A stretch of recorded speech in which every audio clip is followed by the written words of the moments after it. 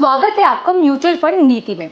Mutual funds में invest करने के लिए रेगुलर मॉनिटरिंग और एडजस्टमेंट्स की जरूरत होती है, तभी आप अपने फाइनेंशियल गोल्स तक पहुंच सकते हैं। आज हम यहाँ पर आपको अपने म्यूचुअल फंड इन्वेस्टमेंट को ट्रैक और रीबैलेंस करना सिखाएंगे।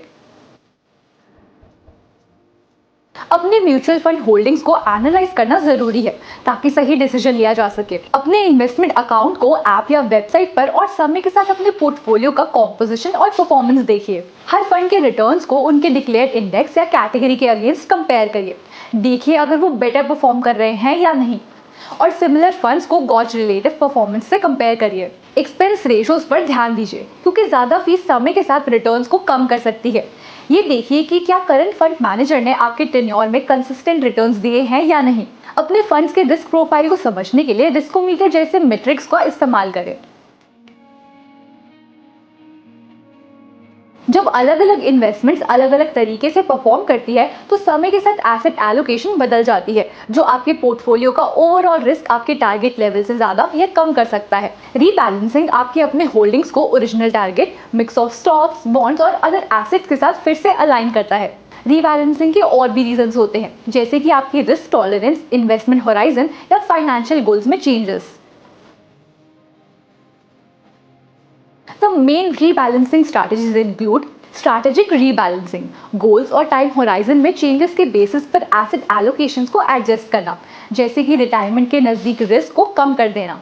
Tactical rebalancing, short term asset class performance, market conditions या वैल्यूएशन की एक्सपेक्टेशन के बेसिस पर एडजस्टमेंट्स करना। सेट रीबैलेंसिंग फ्रीक्वेंसी, होल्डिंग्स को रेगुलर इंटरवल्स पर जैसे कि हाफ ईयरली या ईयरली रिव्यू और रीबैलेंस करना, ये डिसिप्लिन को इन्फोर्स करता है। सेट रीबैलेंसिंग ट्रिगर्स, जब भी कोई एसेट क्लास अपनी टारगेट एलोकेशन से पहले सेट परसेंटेज के ऊपर या नीचे ड्रिफ्ट होता है तब रीबैलेंस करना जरूरी होता है। कॉम्बिनेशन अप्रोच, टारगेट एलोकेशन से डेविएशन ट्रिगर बैंड्स के साथ रीबैलेंसिंग फ्रीक्वेंसी का इस्तेमाल करना होता है। SIPs यानी कि सिस्टमैटिक इन्वेस्टमेंट प्लान्स के लिए एक अप्रोच ये है कि जब तक टारगेट एलोकेशन रिस्टोर नहीं हो जाते तब तक फ्यूचर की इंस्टॉलेशन को ज्यादातर अंडरवेट एसेट क्लास में डायरेक्ट करना। फॉर एग्जांपल, अगर इक्विटी ओवरवेट हो गया है तो नए निवेश को डेट या फिर बॉन्ड्स में लगा देना चाहिए जब तक बैलेंस नहीं होता। पैसिव रीबैलेंसिंग, कुछ फंड्स जैसे कि बैलेंस्ड एडवांटेज फंड्स और मल्टी एसेट एलोकेशन फंड्स अपनी होल्डिंग्स को डेली या pre determined asset mix model के बेसिस पर ऑटोमेटिकली रीबैलेंस करते हैं, जो कि एक पैसिव रीबैलेंसिंग अप्रोच प्रोवाइड करते हैं। एक्टिव रीबैलेंसिंग, इन्वेस्टर्स अपने फंड को ट्रेड करके अपने पोर्टफोलियो को एक्टिवली रीबैलेंस कर सकते हैं, लेकिन ये ज्यादा एफर्ट्स, एक्सपर्टीज और कॉस्ट मांग सकता है। रीबैलेंसिंग का कोई परफेक्ट मेथड नहीं होता। सबसे आइडियल अप्रोच आपके investment horizon, market expertise, risk tolerance और स्पेसिफिक गोल्स पर डिपेंड करता है। कम अनुभवी इन्वेस्टर्स पैसिव स्ट्रैटेजीज को कंसिडर कर सकते हैं या एक फाइनेंशियल एडवाइजर से गाइडेंस ले सकते हैं। तो मेन बात है कि रिस्क या फिर रिटर्न्स और एक्टिव रीबैलेंसिंग के टाइम या फिर कॉस्ट के बीच सही संतुलन बनाना। ऑब्सेसिव रीबैलेंसिंग काउंटर प्रोडक्टिव हो सकता है। आमतौर पर रेगुलर मॉनिटरिंग और पीरियोडिक डिसिप्लिन रीबैलेंसिंग ज्यादातर इन्वेस्टर्स के लिए सफिशिएंट होता है। In summary, tracking mutual fund performance against appropriate benchmarks is advisable.